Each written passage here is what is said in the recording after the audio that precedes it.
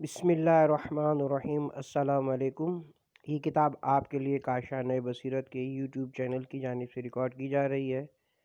اب ہم کتاب 100 سوال بابت امام زمانہ علیہ السلام کا پارٹ نمبر 9 پڑھیں گے۔ سوال نمبر 88، انتظار کا حقیقی مفہوم کیا ہے؟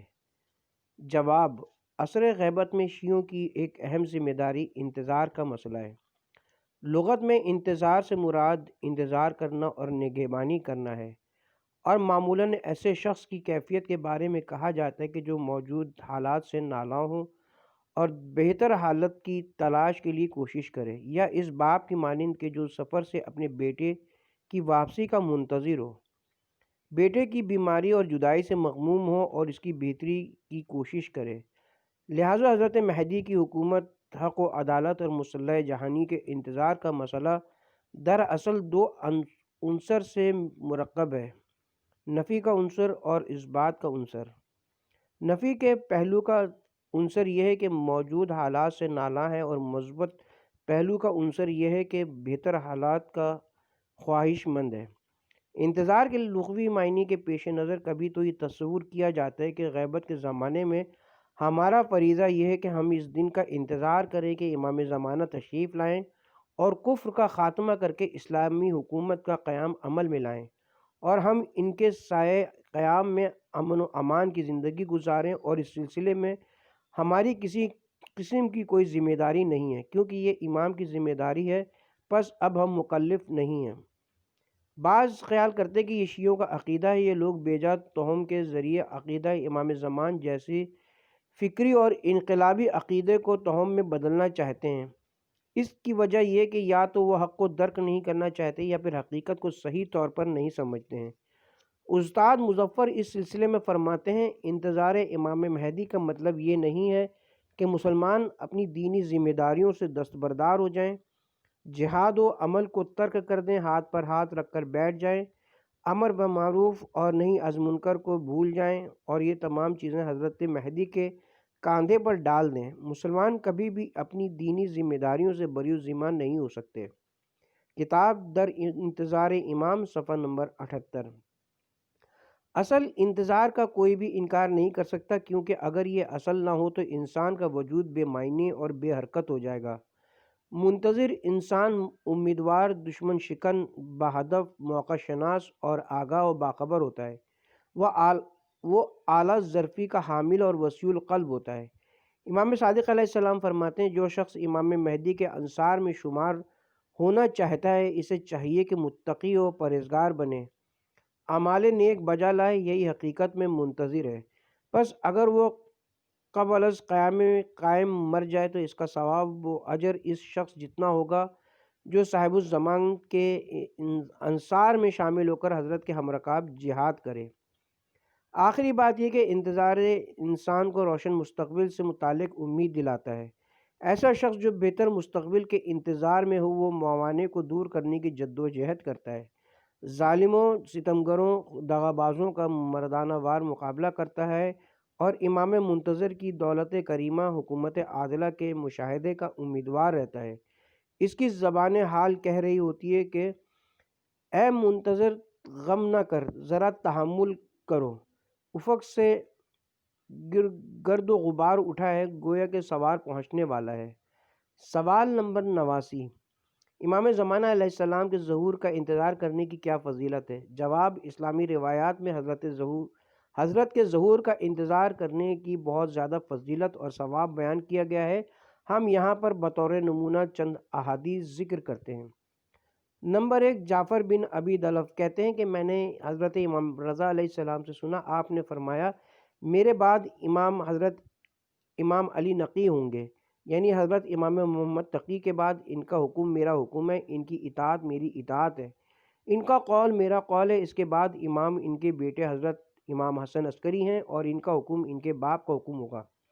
ان کا قول ان کے باپ کا قول ہوگا، ان کی اطاعت ان کے باپ کی اطاعت ہوگی۔ پھر آپ خاموش ہو گئے۔ میں نے عرض کیا، اے فرزند رسول خدا،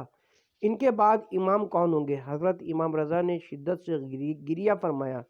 پھر فرمایا، یقیناً حسن عسکری کے بعد ان کے بیٹے جو حق کو قائم کرنے والے اور مورد انتظار ہیں، امام ہوں گے۔ پھر میں نے عرض کیا ان کو قائم کا نام کیوں دیا گیا ہے؟ فرمایا اس لیے کہ وہ اس وقت قیام فرمائیں گے جب ان کی یاد دلوں سے ختم ہو چکی ہوگی۔ پھر میں نے عرض کیا ان کو منتظر کا نام کیوں دیا گیا ہے؟ فرمایا اس لیے کہ ان کی غیبت کا زمانہ کافی طولانی اور زیادہ ہوگا۔ مومنین ان کے ظہور پاک کا انتظار کریں گے اور جاہل لوگ ان کی یاد کو مسخرہ قرار دیں گے، اور ان کے ظہور کے لیے وقت کا تعین کرنے والے جھوٹے ہوں گے اور تیزی کرنے والے ہلاک ہوں گے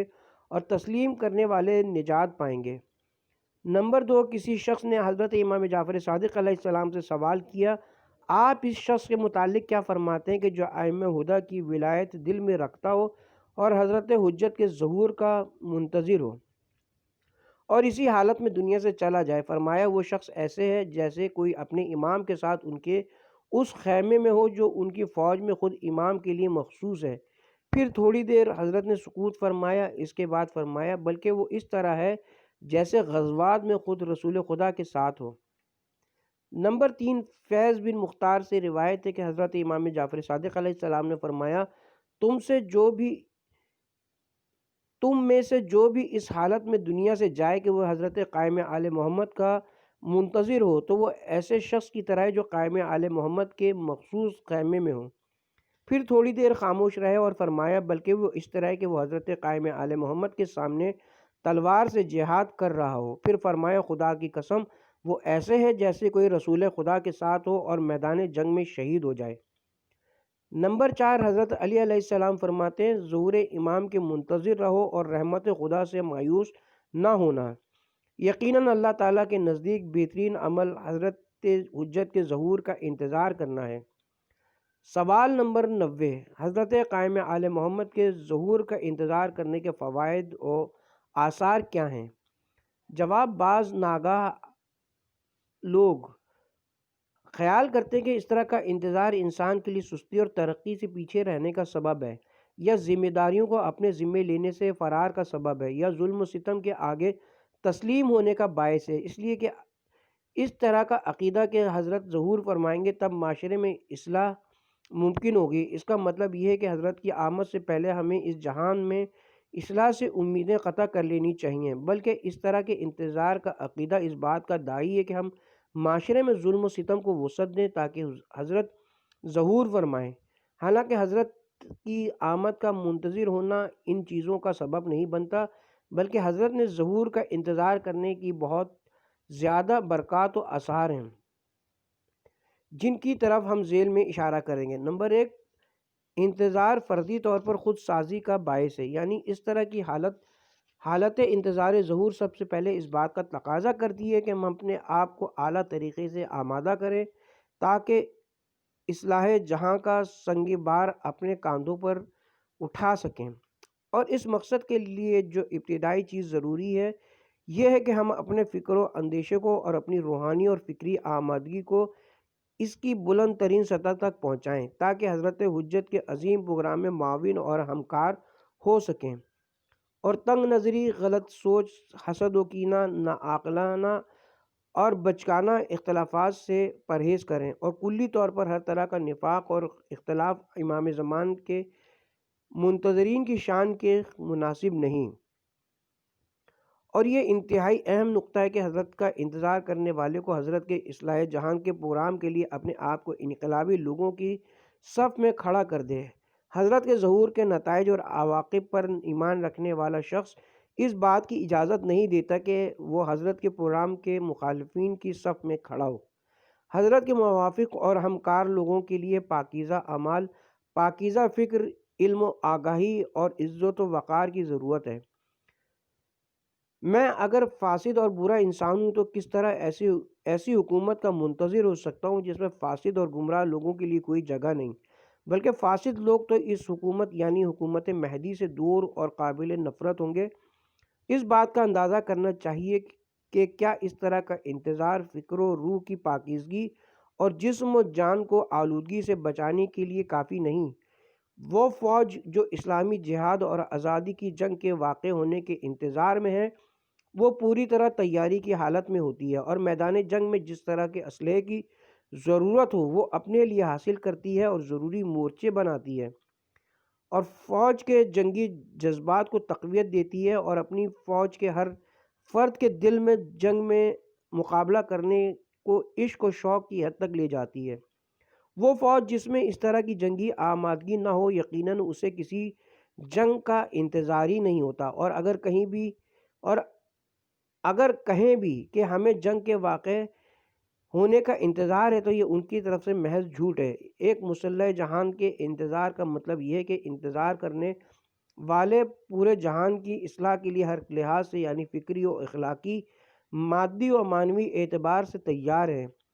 آپ اندازہ کریں کہ اس طرح کی آمادگی کس طرح مفید اور سازگار ہے۔ اس طرح کے انقلاب کو وجود میں لانے کے لیے بلند پایہ، پختہ ارادے والے، شکست ناپذیر اور انتہائی درجے کے پاکیزہ و بلند نظر اور پوری طرح تیار اور باریک بین افراد لازم ہیں۔ اس طرح کے مقصد کے حصول کے لیے خودسازی کے لیے انتہائی منظم قسم کے اخلاقی و فکری و اجتماعی پروگرام مرتب کرنا لازمی ہے۔ یہ ہے حقیقی انتظار امام۔ کیا کوئی شخص ہے جو یہ کہے کہ اس طرح کا انتظار مفید و انسان ساز نہیں ہے؟ نمبر 2، آپس کے اجتماع سے ایک دوسرے کی مدد کرنا۔ حقیقی منتظر لوگوں کے لیے اپنی خودسازی کے علاوہ ان کے لیے یہ بھی فریضہ ہے کہ وہ دوسرے افراد پر بھی نظر رکھیں اور اپنی اصلاح کے علاوہ دوسروں کی اصلاح کی بھی کوشش کریں، اس لیے کہ جس عظیم اور اعلیٰ قسم کے مقصد کے لیے یہ لوگ انتظار میں ہیں کوئی انفرادی پروگرام نہیں ہے، وہ ایسا پروگرام ہے جس میں تمام انقلابی افراد کو شرکت کرنی چاہیے اور وہ منظم اور اکٹھے ہو کر کرنے والے کام ہیں۔ ان سب افراد کی کوشش و جدوجہد ہم آہنگ ہونی چاہیے۔ اسی کوشش و جدوجہد کی گہرائی اور وسعت کو مسلح جہانی کے پروگرام کی عظمت اور بزرگی کے برابر ہونا چاہیے۔ وہ پروگرام جس کے انتظار میں ہم سب ہیں ایک وسیع میدان جنگ ہے جس میں ایک فوج لڑ رہی ہو۔ اس فوج کے افراد ایک دوسرے سے غافل نہیں رہ سکتے، بلکہ ان سب پر یہ ذمہ داری عائد ہوتی ہے کہ جو بھی نقطہ ضعیف اور جس جگہ بھی ہو اس کی اصلاح کریں اور ہر وہ جگہ جس سے نقصان کا خطرہ ہو اس میں ترمیم کریں اور ہر کمزور حصے کو تقویت دیں، اس لیے کہ ایک فعال اور ہم آہنگ اشتراک عمل کے بغیر اس طرح کے پروگرام کو جاری کرنا ممکن نہیں۔ پس حقیقی منتظر لوگ اپنی ذاتی اصلاح کے علاوہ اس بات کو بھی ضروری جانتے ہیں کہ وہ دوسروں کی بھی اصلاح کریں اور اس طرح دوسروں کی اصلاح کی فکر ہونا اور اپنی اصلاح بھی کرنا یہ حضرت حجت کی انتظار کا نتیجہ ہے۔ نمبر 3، حقیقی منتظرین معاشرتی فساد میں گھل مل نہیں جاتے۔ حضرت حجت پر نور کے انتظار کا اہم اثر ہے کہ منتظر لوگ معاشرتی ماحول میں داخل نہیں ہوتے اور ناپاکیوں اور آلودگیوں کے آگے جھکتے نہیں، جس کی وضاحت یوں ہے کہ فساد نے معاشرے کو گھیر لیا اور بہت سارے لوگوں کو اپنی لپیٹ میں لے لیا ہو۔ تو کبھی ایسے بھی ہوتا ہے کہ معاشرے کے اچھے اور پاک باز لوگ اسی سخت قسم کی فکری مشکل میں پڑ جاتے ہیں کہ جس کا سرچشمہ معاشرے سے اصلاح کی امید کا ختم ہونا ہے۔ کبھی پاک باز لوگ یہ سوچتے ہیں کہ اب پانی سر سے گزر گیا ہے، اصلاح کی امید ختم ہو گئی ہے، لہٰذا اپنے آپ کو آلودگیوں سے پاک رکھنے کی کوشش بے سود ہے۔ یہ مایوسی و ناامیدی حتیٰ کہ ان پاک باز لوگوں کو بھی آہستہ آہستہ فساد میں پڑے لوگوں کے ہم رنگ بنا دیتی ہے اور ان میں یہ طاقت نہیں رہتی کہ وہ خود کو صالح عقلیت کے طور پر ثابت کر سکیں، اور یہ بھی ممکن نہیں ہے کہ معاشرتی فساد میں اپنے آپ کو الگ تھلگ رکھنے کو اپنے لیے رسوائی کا موجب جانیں۔ پس ان حالات میں وہ چیز جو ان پاک باز لوگوں کو اس ہمہ جہتی فساد سے بچا سکتی ہے تاکہ وہ اس فاسد معاشرے میں حل نہ ہوں، اور وہ صرف اور صرف اسی آخری مسلح جہان کی امید ہے۔ پس اس امید کے ہوتے ہوئے کہ آخری زمان میں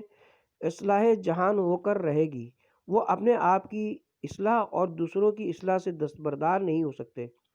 بس اسی وجہ سے یہ کہا جا سکتا ہے کہ امید اور انتظار فرج فاسد لوگوں کی اصلاح کے لیے مؤثر عامل ہے اور فاسد معاشرے میں پاک باز لوگوں کے لیے پاک دامنی پر باقی رہنے کا ضامن بھی ہے۔ نتیجہ یہ کہ ایک مسلح کی آمد کا انتظار کہ دنیا میں جس قدر فساد زیادہ ہوگا اس کی آمد کی امید اتنی ہی زیادہ ہوگی۔ یہ ایک ترقی دینے والا نفسیاتی اثر ہے جو متقی لوگوں میں پایا جاتا ہے اور وہ لوگ فساد کی بلند موجوں کے سامنے محفوظ رہتے ہیں، اور فساد کا دامن وسیع ہونے کے ساتھ نہ یہ کہ وہ مایوس نہیں ہوتے ہیں بلکہ ان کا ایمان اور زیادہ مضبوط ہو جاتا ہے۔ ہدف تک پہنچنے کو وہ اپنے سامنے رکھتے ہیں، اور فساد کے مقابلے میں ان کی کوشش اور اپنے آپ کو فساد سے محفوظ رکھنا انہیں شوق و عشق کی منزل تک پہنچا دیتا ہے۔ سوال نمبر 91، زمانہ غیبت امام زمان میں کون سی دعائیں پڑھنی چاہیے؟ جواب، شیعان حیدر کرار اور حضرت منتظر کے عاشقوں کے وظائف شرعی میں سے ان دعاؤں کو پڑھنا ہے جو اہل بیت سے اور حضرت کی طرف سے وارد ہوئی ہیں۔ ہم یہاں پر چند دعاؤں کا ذکر کرتے ہیں۔ نمبر 1، زرارہ کہتے ہیں میں نے حضرت امام جعفر صادق علیہ السلام سے سنا ہے اس جوان کے لیے قیام سے پہلے غیبت ہوگی۔ زرارہ نے عرض کیا کیوں؟ فرمایا خوف کی وجہ سے، اور حضرت نے اپنے شکم کی طرف اشارہ فرمایا، پھر فرمایا اے زرارہ وہ منتظر ہیں اور وہ جن کی ولادت میں لوگ شک کریں گے۔ بعض لوگ کہیں گے ان کے باپ بغیر اولاد کے دنیا سے چلے گئے، اور بعض لوگ کہیں گے کہ حضرت ابھی شکم مادر میں تھے کہ باپ کا انتقال ہو گیا، اور بعض لوگ کہیں گے کہ باپ کی رحلت سے 2 سال قبل متولد ہوئے اور وہ منتظر ہیں، مگر یہ کہ خداوند متعال چاہتا ہے شیعوں کا امتحان لے، پس اس وقت اہل باطل کی طرف سے شک و وہم کا آغاز ہوگا۔ اے زرارہ اگر اس زمانے کو تو نے پایا تو اس دعا کو پڑھنا، اللہم عرفنی نفسکا، اے خدا مجھے اپنی معرفت نصیب فرما، اس لیے کہ اگر تیری معرفت نہ حاصل ہوئی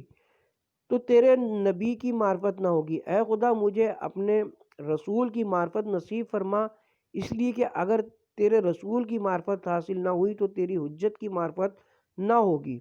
اے خدا مجھے اپنی حجت کی معرفت عطا فرما، اس لیے کہ اگر تیری حجت کی معرفت حاصل نہ ہوئی تو میں دین سے گمراہ ہو جاؤں۔ نمبر 2، دوسری دعائے عہد ہے۔ حضرت امام جعفر صادق علیہ السلام فرماتے ہیں جو شخص اس دعا کو صبح کے وقت 40 دن پڑھے تو وہ حضرت قائم آل محمد کے مددگاروں میں سے ہوگا، اور اگر ظہور سے پہلے مر جائے تو خداوند متعال اس کو زندہ فرمائے گا تاکہ وہ حضرت قائم آل محمد کی مدد کرے۔ اس دعا کے ہر کلمے کے بدلے پڑھنے والے کو 1000 نیکیاں ملیں گی اور 1000 گناہ معاف ہوں گے۔ دعائے عہد کا اردو ترجمہ، اے اللہ، اے پروردگار نور عظیم کے اور پروردگار کرسی بلند و بالا کے اور پروردگار موجے ہوئے سمندر کے، اے نازل کرنے والے تورات انجیل کے، اور اے پروردگار سائے اور دھوپ کے، اور اے نازل کرنے والے قرآن کے جو عظمت اور بزرگی والا ہے، اور اے پروردگار کے جو اللہ کے ہے، اور انبیاء اور رسولوں کے پروردگار، یا اللہ بے شک میں تجھ سے سوال کرتا ہوں تیرے چہرے کریم کے واسطے سے اور اس نور کے واسطے سے جو تیرے چہرے روشن اور تیری سلطنت قدیم کے واسطے سے، اے ہمیشہ زندہ رہنے والے، اے ہمیشہ قائم رہنے والے، میں تجھ سے سوال کرتا ہوں تیرے اسم کے واسطے سے کہ روشنی بخشی ہے تو نے جس کے ذریعے سے آسمانوں اور زمینوں کو، اور تیرے اس نام کے واسطے سے اصلاح حاصل کی جس کے ذریعے سے اولین اور آخرین نے، اے مالک حیات ہر صاحب حیات سے پہلے، اور اے مالک حیات رہنے والے اور بعد ہر زندہ کے، اور اے وہ زندہ جب کوئی زندہ نہ تھا، اے زندہ کرنے والے مردوں کے اور موت دینے والے زندوں کو، زندہ نہ کوئی اے خدا تیرے سوا۔ یا اللہ پہنچا دے ہمارے آقا امام کی خدمت میں جو ہادی ہیں، مہدی ہیں، جو قائم ہیں تیرے حکم سے، رحمت اللہ کی ان حضرت پر، ان کے آبائے پاکیزہ پر، تمام مومنوں کی طرف سے اور مومنات کی جانب سے، خواہ وہ روئے زمین پر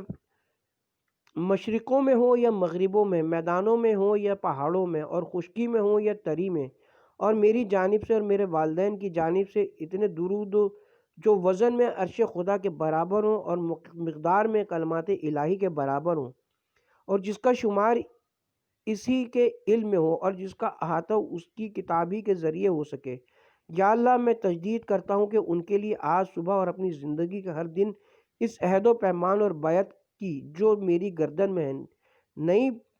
پھروں گا میں اس سے اور نہ اسے توڑوں گا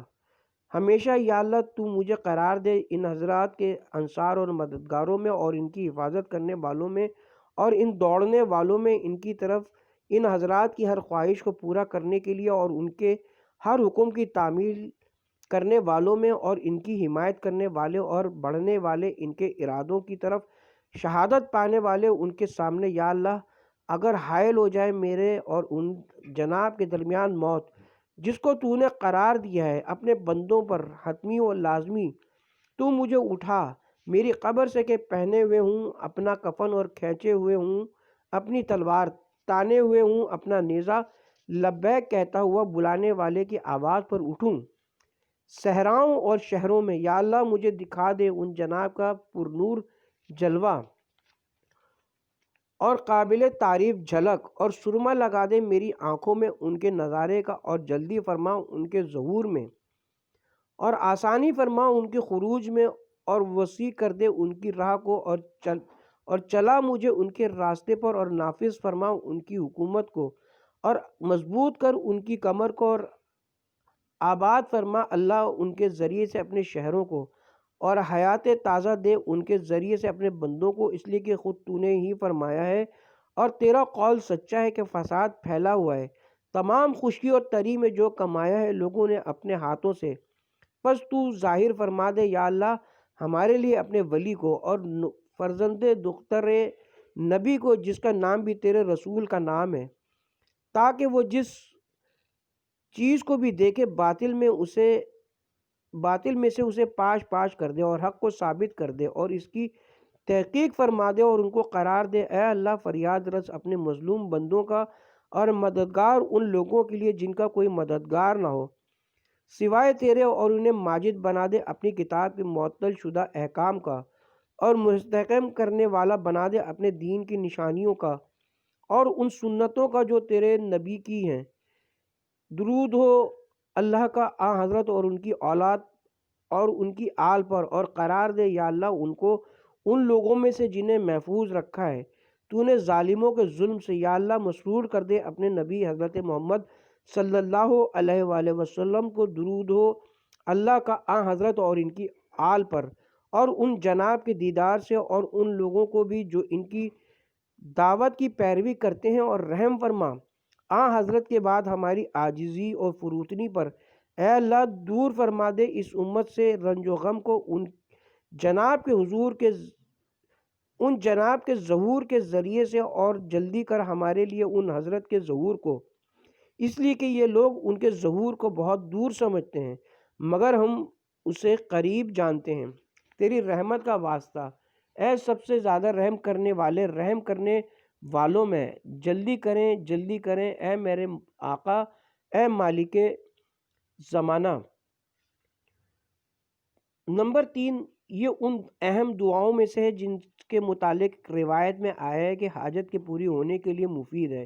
یہ دعا حضرت قائم آل محمد کے ظہور کی تعجیل نیز مشکلات میں حضرت سے توسل پر مشتمل ہے۔ یہ وہ دعا ہے جسے امام زمان نے محمد بن احمد بن ابی لیث کو تعلیم فرمایا، اور وہ دعا یہ ہے: الہی عظم البلا۔ ترجمہ: اے میرے اللہ مصیبت بڑی اور عظیم ہو گئی اور کمزوری و توانائی ظاہر ہو گئی، پردہ اٹھ چکا ہے، امید منقطع ہو گئی، زمین تنگ ہو گئی، آسمان سے مدد آنا بند ہو گئی۔ خدایا تو ہی ہے جس سے مدد مانگی جاتی ہے اور تیری ہی طرف شکایت ہے، اور سختی اور نرمی میں تیری ذات اعتماد اور سہارا ہے۔ اے اللہ محمد اور محمد پر درود تو صاحبان ان کی اطاعت ہم پر فرض کی، کی وجہ سے ان کی منزلت و مقام کی پہچان، ان کے حق کا واسطہ ہماری فرما کا حل جیسے آنکھ کی جھپکنے کی دیر میں ہو یا اس سے بھی زیادہ قریب۔ اے محمد، اے علی، اے علی، اے محمد، آپ دونوں میرے لیے کافی ہیں، بے شک آپ دونوں میرے لیے کافی ہیں، اور آپ دونوں میری مدد نصرت فرمائیں، بے شک آپ دونوں ناصر و مددگار ہیں۔ اے ہمارے آقا، اے صاحب الزمان، فریاد فریاد فریاد، میری مدد فرمائیں، میری مدد فرمائیں، میری مدد فرمائیں، ابھی اسی وقت، ابھی اسی وقت، ابھی اسی وقت، جلدی جلدی جلدی، اے سب سے زیادہ رحم کرنے والے محمد و آل محمد کے حق کا واسطہ۔ نمبر 4، حضرت امام عصر کی دعا، اللہم ارزقنا توفیق الطاعہ۔ ترجمہ، اے اللہ ہمیں اپنی اطاعت کی اور گناہوں سے دوری کی توفیق عطا فرما، اور نیت کی سچائی اور حرام کو پہچاننے کی توفیق عطا فرما۔ ہدایت اور استقامت کی وجہ سے ہمیں عزت عطا فرما، حکمت اور درستگی سے ہماری زبانوں کو محکم فرما، ہمارے قلوب کو علم و معرفت سے پر فرما، اور ہمارے شکموں کو حرام اور مشتبہ چیزوں سے پاک فرما، ہمارے ہاتھوں کو ظلم اور چوری سے روکے رکھنا، ہمارے علماء پر زہد اور خیر خواہی کو مرحمت فرما، اور علم حاصل کرنے والوں کو سعی و کوشش اور شوق، اور سننے والوں کو پیروی اور معاوضہ حاصل کرنے، اور مسلمان مریضوں کو شفا، راحت و سکون، اور مسلمان مردوں کو دل جوئی اور رحمت، اور ہمارے بزرگوں کو سکینہ اور وقار، اور ہمارے نوجوانوں کو اللہ کی طرف رجوع اور توبہ، اور ہماری خواتین کو حیا اور پاک دامنی، اور ہمارے اغنیاء اور ثروت مندوں کو تواضع اور بخشش کرنے، اور ہمارے فقراء کو صبر و قناعت، اور ہمارے مجاہدین کو نصرت و غلبہ، اور ہمارے اسرا اور قیدیوں کو رہائی اور راحت، اور ہمارے حکمرانوں کو عدل و انصاف، اور عوام پر شفقت و مہربانی، اور ہمارے عوام اور رعیت کو انصاف اور حسن سیرہ عنایت فرما۔ حجاج و زائرین کو زاد راہ اور نفقے میں برکت پیدا فرما، اور حج و عمرہ جو تیری ذات نے ان پر واجب فرمایا ہے ادا کرنے کی توفیق عطا فرما اپنے رحم و فضل سے، اے سب سے زیادہ رحم کرنے والے۔ نمبر 5، امام زمانہ اجل اللہ تعالیٰ فرجہ الشریف کی سلامتی کی دعا، اللہم کن لولیک الحجت ابن الحسن۔ اے اللہ اپنے ولی حضرت حجت ابن الحسن کے تیرے درود و سلام ان پر اور ان کی آبائے طاہرین پر اس وقت اور ہر وقت کے لیے ولی، حفاظت کرنے والا، راہبر اور مددگار اور رہنما ہو جا، یہاں تک کہ ان کو آسانی کے ساتھ اپنی زمین میں سکونت دے، اور طولانی عرصے کے لیے انہیں اپنی زمین سے بہرہ مند فرما۔ اس کے علاوہ بھی دعائیں ہیں، جیسے دعائے ندبہ اور زیارت آل یاسین کی بھی کافی تاکید کی گئی ہے۔